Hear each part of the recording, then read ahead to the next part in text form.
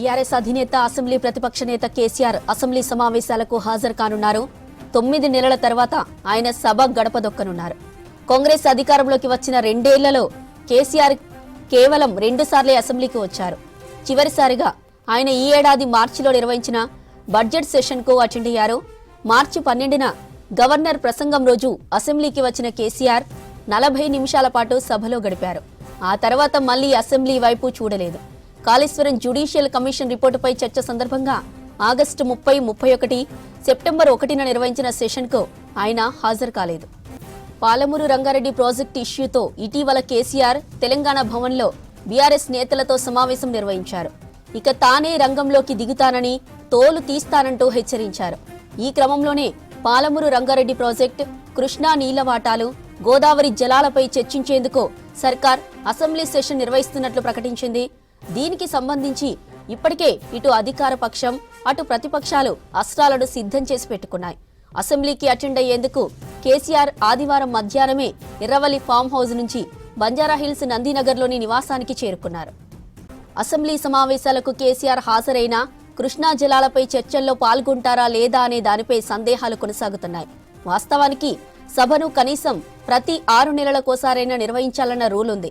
దాని ప్రకారమే ఎమ్మెల్యేలు కూడా కనీసం 6 నెలలకోసారైనా వచ్చి సంతకం పెట్టాల్సి ఉంటుంది. ఇక చివరిసారిగా మార్చి 12న అసెంబ్లీకి హాజరైన కేసీఆర్ ఆ తర్వాత 6 నెలలకు ఆగస్టులో నిర్వహించిన సమావేశాలకు మాత్రం అటెండ్ కాలేదు. దీంతో సంతకం కూడా చేయలేదు. బీఆర్ఎస్ అధినేత అసెంబ్లీ ప్రతిపక్ష నేత కేసీఆర్ అసెంబ్లీ సమావేశాలకు హాజరు కానున్నారు. 9 నెలల తర్వాత ఆయన సభ గడప తొక్కనున్నారు. కాంగ్రెస్ అధికారంలోకి వచ్చిన 2 ఏళ్లలో కేసీఆర్ కేవలం 2 సార్లే అసెంబ్లీకి వచ్చారు. చివరిసారిగా ఆయన ఈ ఏడాది మార్చిలో నిర్వహించిన బడ్జెట్ సెషన్కు హాజరయ్యారు. మార్చి 12న గవర్నర్ ప్రసంగం రోజు అసెంబ్లీకి వచ్చిన కేసీఆర్ 40 నిమిషాల పాటు సభలో గడిపారు. ఆ తర్వాత మళ్లీ అసెంబ్లీ వైపు చూడనే లేదు. ఇక కాళేశ్వరం జ్యుడిషియల్ కమిషన్ రిపోర్టుపై చర్చ సందర్భంగా ఆగస్టు 30, 31, సెప్టెంబర్ 1న నిర్వహించిన సెషన్కు కేసీఆర్ హాజరు కాలేదు. పాలమూరు రంగారెడ్డి ప్రాజెక్టు ఇష్యూతో ఇటీవల కేసీఆర్ తెలంగాణ భవన్లో బీఆర్ఎస్ నేతలతో సమావేశం నిర్వహించారు. ఇక తానే రంగంలోకి దిగుతానని, తోలు తీస్తానంటూ హెచ్చరించారు. ఈ క్రమంలోనే పాలమూరు రంగారెడ్డి ప్రాజెక్టు, కృష్ణా నీళ్ల వాటాలు, గోదావరి జలాలపై చర్చించేందుకు సర్కార్ అసెంబ్లీ సెషన్ నిర్వహిస్తున్నట్లు ప్రకటించింది. దీనికి సంబంధించి ఇప్పటికే ఇటు అధికార పక్షం, అటు ప్రతిపక్షాలు అస్త్రాలను సిద్ధం చేసి పెట్టుకున్నాయి. ఇక అసెంబ్లీకి అటెండ్ అయ్యేందుకు కేసీఆర్ ఆదివారం మధ్యాహ్నమే ఎర్రవల్లి ఫామ్ హౌస్ నుంచి బంజారాహిల్స్ నందినగర్లోని నివాసానికి చేరుకున్నారు. ఒకవేళ అసెంబ్లీ సమావేశాలకు కేసీఆర్ హాజరైనా కృష్ణా జలాలపై చర్చల్లో పాల్గొంటారా లేదా అనే దానిపై సందేహాలు కొనసాగుతున్నాయి. వాస్తవానికి సభను కనీసం ప్రతి 6 నెలలకోసారైనా నిర్వహించాలన్న రూల్ ఉంది. దాని ప్రకారమే ఎమ్మెల్యేలు కూడా కనీసం 6 నెలలకోసారైనా వచ్చి సంతకం పెట్టాల్సి ఉంటుంది. ఇక చివరిసారిగా మార్చి 12న అసెంబ్లీకి హాజరైన కేసీఆర్ ఆ తర్వాత 6 నెలలకు ఆగస్టులో నిర్వహించిన సమావేశాలకు మాత్రం హాజరు కాలేదు. దీంతో సంతకం కూడా చేయలేదు. రైట్, ఇక అసెంబ్లీ సమావేశాల్లో బీఆర్ఎస్ వ్యూహం, కేసీఆర్ సభకు వచ్చే అంశంపైన మరిన్ని డీటెయిల్స్ మా ప్రతినిధి శ్రీనివాస్ మనకి లైవ్ లో అందిస్తారు. శ్రీనివాస్, సభలో బీఆర్ఎస్ వ్యూహం ఎలా ఉండబోతుంది? జ్యోతి, ఈసారి కేసీఆర్ అసెంబ్లీకి రాబోతున్నారు. 9 గంటల 40 నిమిషాల ఆ ప్రాంతంలో నందినగర్ తన నివాసం నుంచి అసెంబ్లీకి బయలుదేరుతారు. 10 గంటల 15 నిమిషాల వరకు అసెంబ్లీకి చేరుకుంటారు. అసెంబ్లీకి వచ్చిన తర్వాత ప్రతిపక్ష నేత ఛాంబర్ ఉంటుంది అసెంబ్లీలో, ఆయన కేటాయించినటువంటి ఛాంబర్. ఆ ఛాంబర్కి వెళ్తారు. ఛాంబర్లో బీఆర్ఎస్ ఎమ్మెల్యేలతోటి ఆయన సమావేశం అవుతారు. అంటే అసెంబ్లీ ఏమో 10:30 గంటలకు కదా, సో దానికంటే ముందుగానే ఎమ్మెల్యేలతో సమావేశమై అసెంబ్లీలో ఎట్లా వ్యవహరించాలనేటువంటి విషయాల మీద ఆయన ఎమ్మెల్యేలకు దిశానిర్దేశం చేస్తారు. ఇంకా అవసరమైతే సభ ఒకవేళ కంటిన్యూగా జరిగితే కనుక ఎట్లా వ్యవహరించాలనే దాని మీద సూచనలు కూడా చేయబోతున్నట్టుగా బీఆర్ఎస్ ఎమ్మెల్యేలు చెప్తున్నారు. ఇంకొక వైపు పాలమూరు రంగారెడ్డి ప్రాజెక్టుకు సంబంధించి కేంద్ర ప్రభుత్వం డిపిఆర్ను వెనక్కు పంపించడం ఒక అంశము. మరొక అంశం ఏంటంటే పాలమూరు రంగారెడ్డికి సంబంధించి 45 టీఎంసీలు మాత్రమే చాలు అనేటువంటి విషయాన్ని రాష్ట్ర ప్రభుత్వం కేంద్రానికి లేఖ రాసిందన్నటువంటి విషయాలు. ఈ 2 అంశాల మీద పెద్ద ఎత్తున సభను ఉపయోగించుకోవాలని బీఆర్ఎస్ అయితే అనుకుంటుంది. సో ఈరోజు అయితే చర్చ లేదు. జనవరి 2వ తారీఖున రాష్ట్ర ప్రభుత్వం కూడా నీటి కేటాయింపులకు సంబంధించి ఒక పవర్ పాయింట్ ప్రజెంటేషన్ ఇవ్వబోతుంది.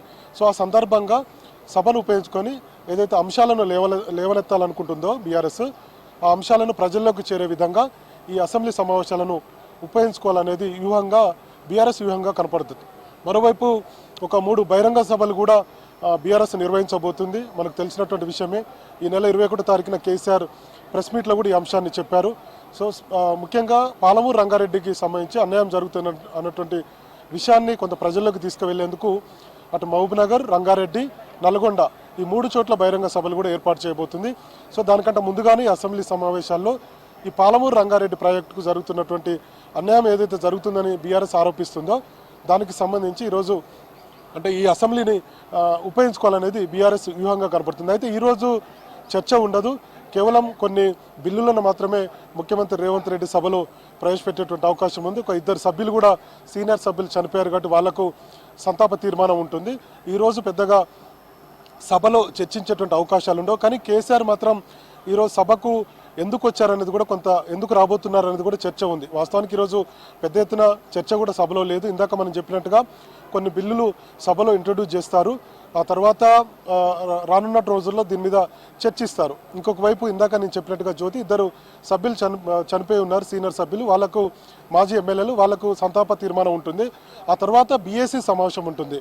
బీఏసీ సమావేశం ఏంటంటే అసెంబ్లీ సమావేశాలు ఎన్ని రోజులు నిర్వహించుకోవాలి, ఏ అంశాలను అసెంబ్లీ సమావేశాల్లో ప్రస్తావించాలన్నటువంటి విషయాల మీద బీఏసీ సమావేశం ఉంటుంది. బీఏసీ సమావేశంలో ముఖ్యమంత్రితో పాటు కొంతమంది మంత్రులు అట్లనే ఇతర పార్టీలకు సంబంధించి కూడా వీళ్లకు ఇన్విటేషన్ ఉంటుంది. ఇంకొక వైపు ప్రతిపక్ష నేతగా కేసీఆర్ కూడా ఈ బీఏసీ సమావేశానికి హాజరు కావాల్సి ఉంటుంది. కానీ ఎప్పుడు కూడా కేసీఆర్ బీఏసీ సమావేశానికి హాజరు కాలేదు.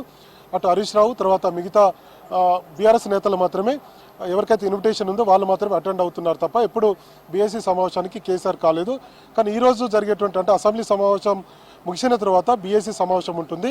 ఆ బీఏసీ సమావేశంలో అసెంబ్లీ ఎన్ని రోజులు నిర్వహించుకోవాలన్నటువంటి విషయాల మీద ప్రభుత్వము అట్లనే ప్రతిపక్ష నేతలు వీళ్ళందరూ కూడా సమావేశమే ఒక నిర్ణయానికి వస్తారు.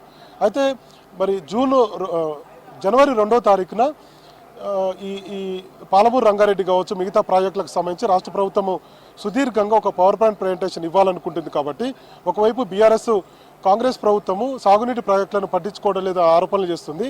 దీని మీద ఇప్పటికే రేవంత్ రెడ్డి కూడా కేసీఆర్కు ఒక సవాల్ విసిరారు.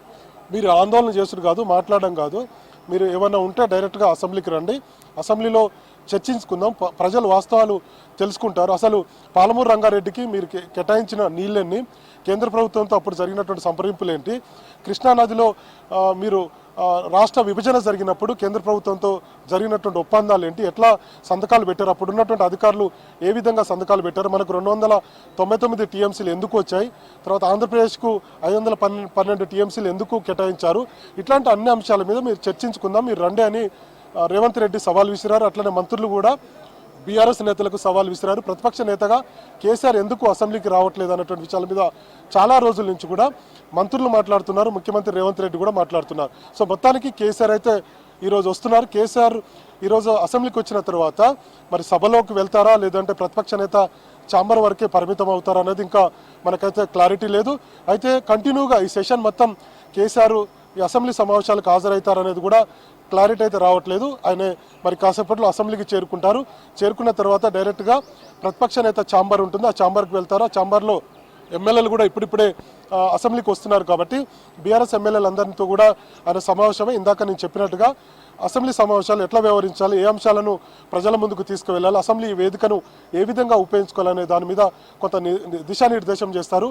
ఒకవేళ సభలోకి వెళ్ళినా ఆయనకు మాట్లాడేటువంటి ఛాన్స్ ఇప్పుడు 2 సీనియర్ సభ్యులు మాజీ ఎమ్మెల్యేలు చనిపోయి ఉన్నారు కాబట్టి ఆ తీర్మానంలో ఏమైనా కేసీఆర్ పాల్గొంటారో చూడాలి. సో మొత్తానికైతే ఇంకా కొంత క్లారిటీ రావాల్సి ఉంది. ఈ సెషన్ మొత్తం కేసీఆర్ ఉంటారా లేదంటే ఈరోజు ఒక్కరోజే అటెండ్ అయ్యి ఏమైనా టెక్నికల్గా 6 నెలల లోపు సమావేశాలకు హాజరు కావాలని ఏమైనా టెక్నికల్గా ఉంటే అట్లా ఏమైనా దానికోసం హాజరవుతారా, ఎందుకు కేసీఆర్ అసెంబ్లీకి వస్తున్నారు అనేది ఈ సెషన్ మొత్తం ఉంటే కనుక ఖచ్చితంగా బీఆర్ఎస్ ఒక వ్యూహంగా మనకు కనపడుతుంది. ఎందుకంటే పాలమూరు రంగారెడ్డి ప్రాజెక్టుకు సంబంధించి రాష్ట్ర ప్రభుత్వం ఏదైతే చేసిందని చెప్పి ఆరోపిస్తున్న బీఆర్ఎస్ దాన్ని కొంత ఉపయోగించుకునేందుకు ఈ అసెంబ్లీ వేదిక ద్వారా ప్రజలకు చెప్పేటువంటి ప్రయత్నము ఒకవేళ కేసీఆర్ చేయొచ్చు. ఇంకొక వైపు రాష్ట్రంలో ఉన్నటువంటి ప్రజలు కావచ్చు, రాజకీయాల మీద ఏమాత్రం అవగాహన ఉన్న వాళ్ళందరూ కూడా కొంత ఆసక్తితో చూస్తున్నారు. ఈసారి కేసీఆర్ వస్తున్నారు, ఇంకొక వైపు రేవంత్ రెడ్డి స్పీచ్ మనం కొన్ని రోజుల నుంచి కూడా చూస్తున్నాం. దూకుడుగా ఉంటున్నారు, బీఆర్ఎస్ను ఇరుకాటంలో పెట్టే విధంగా ఆయన వే ఆఫ్ టాకింగ్ ఉంటుంది.